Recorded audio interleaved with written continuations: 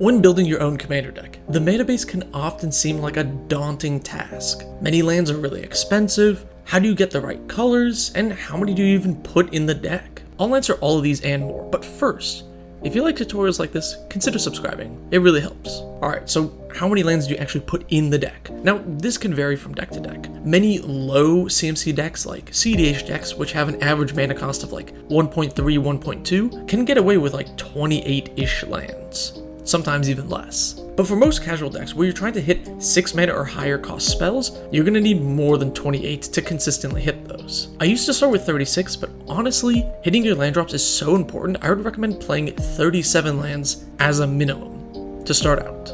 Now, part of the reason I've been going up on lands is because of the power of lands these days. MDFC cards like Solundi Visions are a great example of this. Early game, it's a land you can play, and then late game, you can cast the spell side of it, and it's a spell. There are tons of excellent MDFC cards, and I like to put quite a few in my deck where I can. Valakut Awakening is probably my favorite. It's a wheel on one side and a land on the other. I run this in almost all my red decks. If you have access to some of these, even the uncommon ones, they're pretty useful just because of the flexibility. The lands from Kamigawa Neon Dynasty are also basically spells with their channel abilities. So you could cut a removal piece and replace it with a land. So that's why I'm saying 37 lands, but I'm including MDFC cards and other utility lands, which are basically spells. Okay, so color fixing. How do you actually get all your colors? Now, the obvious answer is play duels and triomes and fetches, right? Well, technically this is the correct answer. Fetch lands grabbing duels and triomes is the easiest way to hit your colors.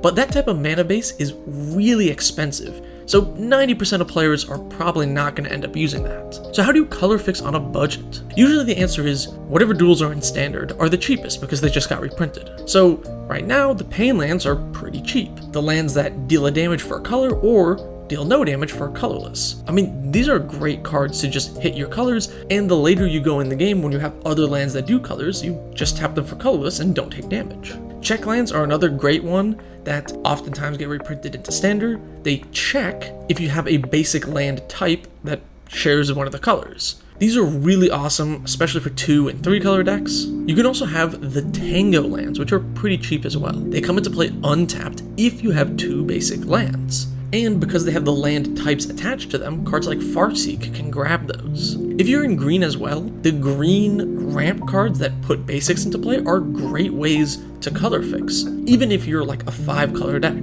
Imagine you're a 5 color deck and you have 3 basics in play, one of them being a forest. If you cast a Cultivate, you can get the other 2 colors and then boom, you have all 5 colors ready. If you build a many color deck that has green in it and you fill your deck with all of these budget ramp cards, just lean a little heavy on the green and you'll probably be fine. Honestly, basics are kind of the secret tech here. I think people that build their mana bases put way too many tapped dual lands and bad cards in their deck. If you have 2 tapped dual lands, then on turn 2 you can't cast anything because you only have 1 mana. Compare that to having 2 basics. You can then use that on turn 2 to cast like an Arcane Signet and get all of your colors. Having untapped lands makes your deck just a turn faster and much more powerful usually. Now there are some tapped lands that do enough things that it's worth still playing, but generally speaking, I would just play more basics, especially if you're in a 2 or 3 color deck. You're probably fine with basics, almost entirely. Plus, with basics, you dodge stuff like Blood Moon and Back to Basics, which is really awesome. So ramp is often, tangentially associated with your mana base. Honestly, in casual EDH, I'm looking to hit 6 mana sources by turn 6, and 37 lands with 8-ish ramp spells usually lets me hit that very consistently. Once you get to 6 mana, your deck really powers up, because 6 drops are usually where most decks have their most powerful spells, or you can, play 2 3-drops, or a 4-drop and a 2-drop, or a 5 mana and hold up a 1 mana counter spell. There's so many different things, and once you hit that 6, that's usually when casual decks crank up their power level a lot. Sometimes I'll even have up to 10 ramp spells in decks that are a bit greedier on the mana curve. I try to have as many 2 mana or less ramp spells that color fix, rather than big 4 or 5 mana ones, especially generic things like Thran Dynamo. Thran Dynamo is a powerful card in a low color deck, maybe with some artifact untapped synergies, but I really wouldn't play it in most decks. Not tapping for a color is kind of rough, and 4 mana ramp means you can cast an 8-drop the next turn, but if you had just played 2-mana ramp spell and then a 3-mana ramp spell, you're pretty much on par at around the same time. Another thing to keep in mind is your curve. 2-mana ramp is really good for 4-mana commanders because you play the 2-mana ramp on turn 2, and then on turn 3 you get your commander out. 3-mana ramp is slower than 2-mana, but if you have a 5-mana commander, it still hits that curve of playing your commander 1 turn earlier. Whereas 2-mana ramp, you still would have to wait. Just try and think about your curve when you're adding your ramp spells. What do you actually want to hit? Are you trying to hit 8 drops? Then Gilded Lotus might be the correct answer. If not, you probably just want more 2-mana spells. Here are some other things to consider that can affect your mana base. Land cycling effects are really good. The new ones from Lord of the Rings are probably the best ones right now, especially the blue one. These are really great because late game when you draw them, they either put a lot of power on board or they draw you cards, and early game they can become a land for just 1 mana and help you hit those land drops. And since they just grab an island or plains or whatever, you can search up triomes or duels as long as they have the type. If you have ramp or card draw in the command zone, this can also change the number of lands you play. My Jace deck has a lower land count because Jace lets me loot and he's a 2-drop, so as long as I have 2 lands, I usually get a couple extra draws here and there to find those other lands. And if you have ramp in the command zone, then you might not need as much ramp in the deck because you have access to it there.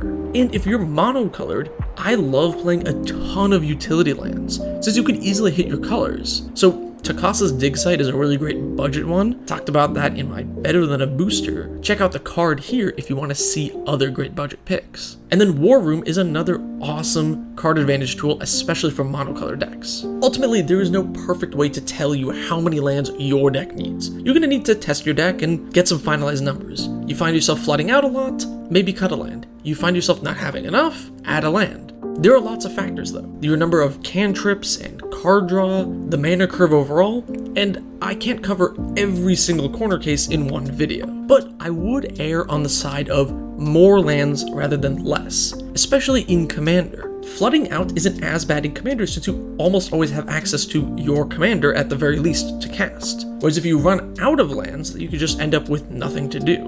But if you're a new player, start with 37 lands, 8 ramp spells, and as many lands that enter untapped as you can. I'm sure your deck will be fine with those. Let me know anything I missed or what you do to make your mana base better in the comments. Also, let me know some of your favorite lands. Thanks for watching, subscribe for more.